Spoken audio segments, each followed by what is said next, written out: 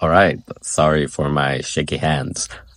Welcome to my video. In this video, I will be showing you the process of painting a recent commission I did for a Pokemon hoodie. So this hoodie, I'm shaking so much. This hoodie features 3 starters on the front and one big final evolution on the back, as well as 2 Pokemon on either side of the hoodie. I will be talking about my thought process and also how I went about making it using fabric paint. So fabric paint is pretty interesting.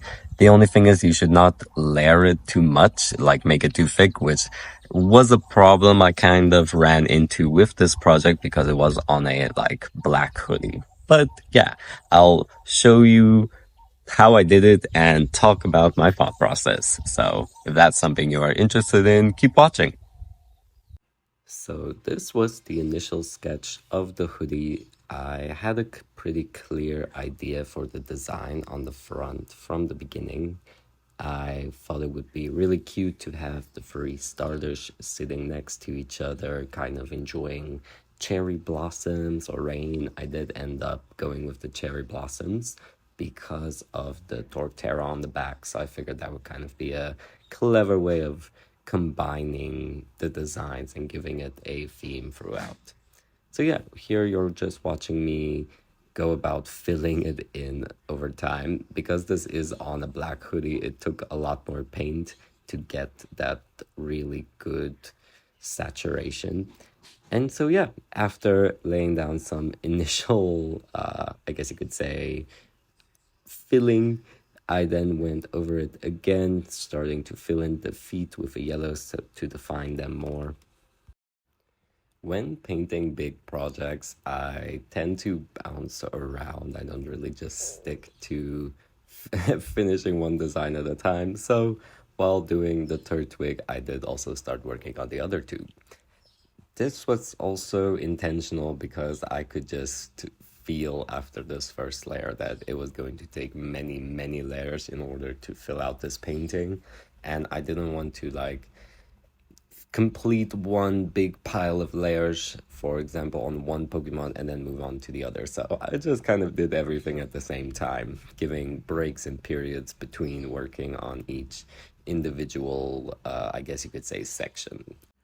The first Pokemon I completed was the Ghastly on the hoodie. For no particular reason, one day I just felt like completing it. So I added a few bigger brush strokes in between to kind of give that gaseous element to it, fading into the hoodie.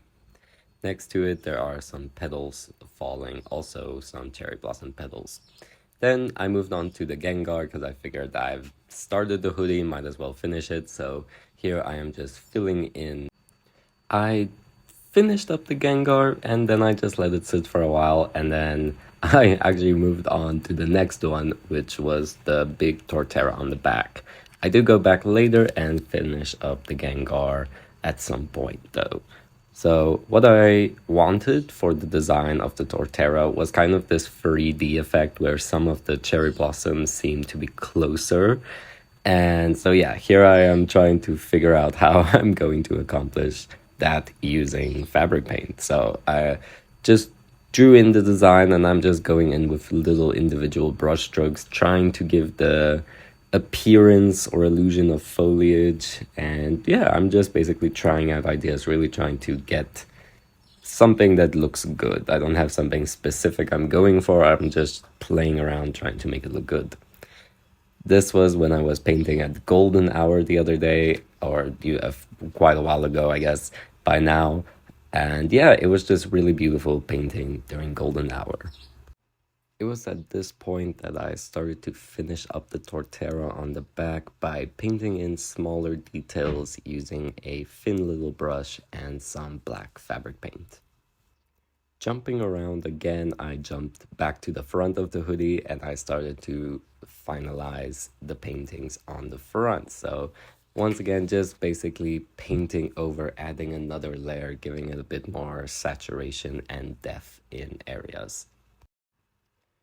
So here, adding some extra layers, really brightening up that yellow on the Totodile, And the last thing for me to do was to go over all of the pedals again. And I added a few extra ones in areas I thought they worked best in. And there you go.